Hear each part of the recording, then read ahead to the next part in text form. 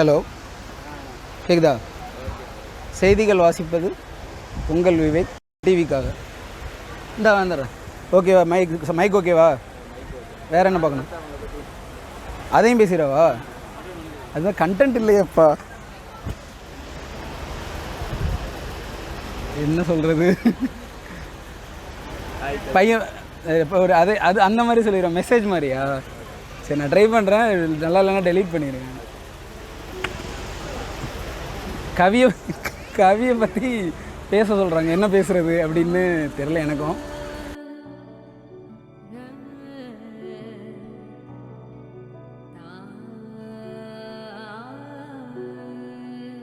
ஒரு எக்ஸ்டர்னலாக இப்போ ஒரு பொண்ணு பார்த்தா வந்து அந்த கவி வந்து ரொம்ப ஸ்டபன்னாக, ரொம்ப ரூடாக, அந்த மாதிரியெல்லாம் ஒரு ஃபீல் தரும். ஆனால் அது ரொம்ப ரொம்ப கைண்டாக உள்ள ஒரு பொண்ணு அப்படிங்கிறது வந்து ரொம்ப க்ளோஸாக இருக்கிறவங்களுக்கு தான் அது தெரியும். அந்த மாதிரி க்ளோஸாக அப்ரோச் பண்ணுறவங்களுக்கு தான் வந்து அந்த ரியல் ஃபேஸ் தெரியும். ஜென்ரலாக அவங்க ஒரு தேர்ட் பர்சன்லாம் பார்க்குறாங்கன்னா அந்த பொண்ணை பற்றி ஒரு எக்ஸாக்டாக இதுதான் அந்த பொண்ணு அப்படின்னு எதுவுமே இதுதான் அப்படின்னு சொல்லிடவே முடியாது.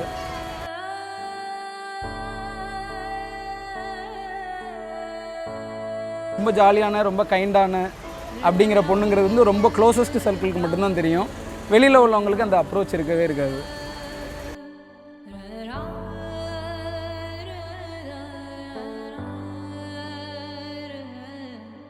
ரெண்டு பேருமே ரொம்ப சாஃப்டான கைண்டான பர்சன் தான்.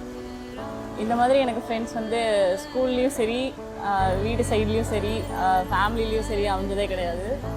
ரொம்ப சாஃப்டான கேரக்டர் ரெண்டு பேரும். எனக்கு ரொம்ப பிடிக்கும் அவங்க ரெண்டு பேரையும்.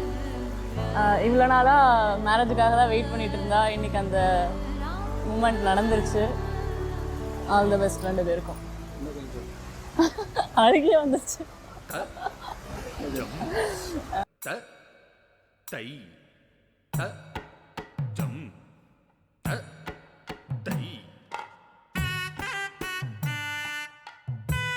பொதுவாக ஒரு உதாரணம் சொல்லுவாங்க. ஒரு ஞானி கபீர்தாசர் அப்படின்னு ஒரு ஞானி வாழ்க்கையில் நடந்த சம்பவம் சொல்லுவாங்க.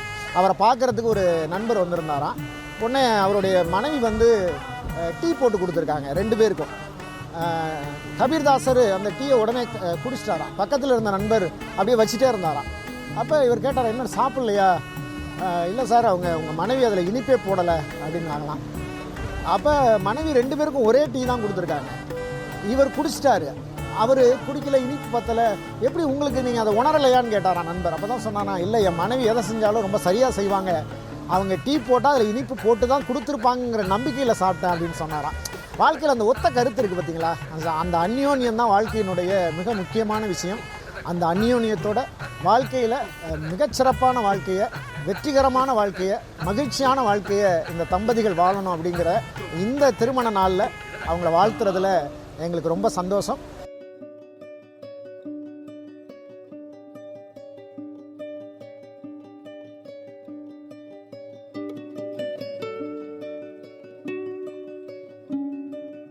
அவர் வந்து எனக்குள்ளே பெரிய மாற்றங்களை ஏற்படுத்தியிருக்கார். நான் அவரை பார்த்து, இந்த குடும்பத்தை பார்த்து, அந்த அதற்கு பிறகு அந்த குடும்பத்தினுடைய சூழல், அந்த பிள்ளைகள் இருக்கக்கூடிய வளர்ந்த விதம், இதெல்லாம் பார்த்து நான் வந்து மிக மகிழ்ந்திருக்கிறேன்.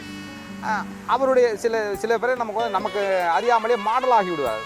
அவருடைய வாழ்க்கையை நாம் பின்பற்ற வேண்டும், அவர்களை பின்பற்ற வேண்டும் அப்படிங்கிற சில பேர் தான் நமக்கு வருவாங்க. அப்படி கொண்ட மனிதர் இந்திரசித்தன் அவர்கள்.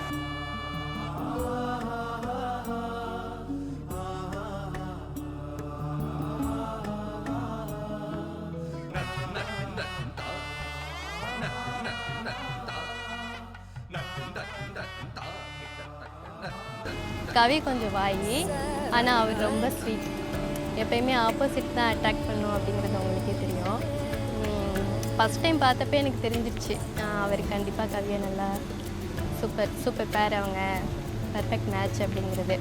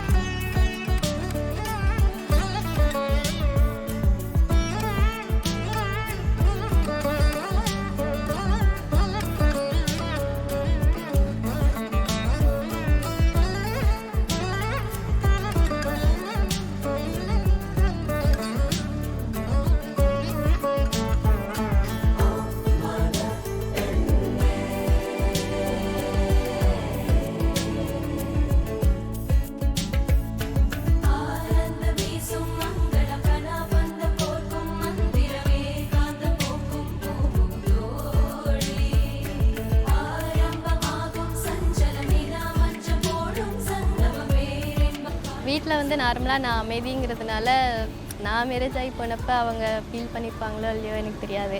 ஆனால் இப்போ கவியை வந்து ரொம்ப மிஸ் பண்ணுவாங்க, ரொம்ப ஃபீல் பண்ணுவாங்க அப்படின்னு எனக்கு நல்லாவே தெரியும். என்றைக்கும் எனக்கு ஆண் குழந்தை இல்லையே அப்படிங்கிற எண்ணம் எப்போவுமே வந்ததில்லை. ஆனால் இன்றைக்கி நான் ஃபீல் பண்ணுறது என்னென்னா 2 பெண் பிள்ளைகளுக்கும் அந்த மருமகன் எனக்கு 2 பிள்ளைகளாக இருக்கிறாங்க. அதுதான் எனக்கு வந்து இப்போ 2 பெண் 2 பையன். பிறந்து வரும்போதே சிலர் வரம் வாங்கி வருவாங்க, பிறந்து வரும்போதே சிலர் வரம் தரவே வருவாங்க. வரமா வந்தம்மா வாஞ்சையுள்ள தங்கம்மா, சிட்டரும நசுக்காத சிங்கந்தா எங்கம்மா, மறுபிறவி உண்டுன்னா எனக்கென்ன வேணும், இந்த மகளுக்கும் தாய்க்கும் நான் மகனாக வேணும்.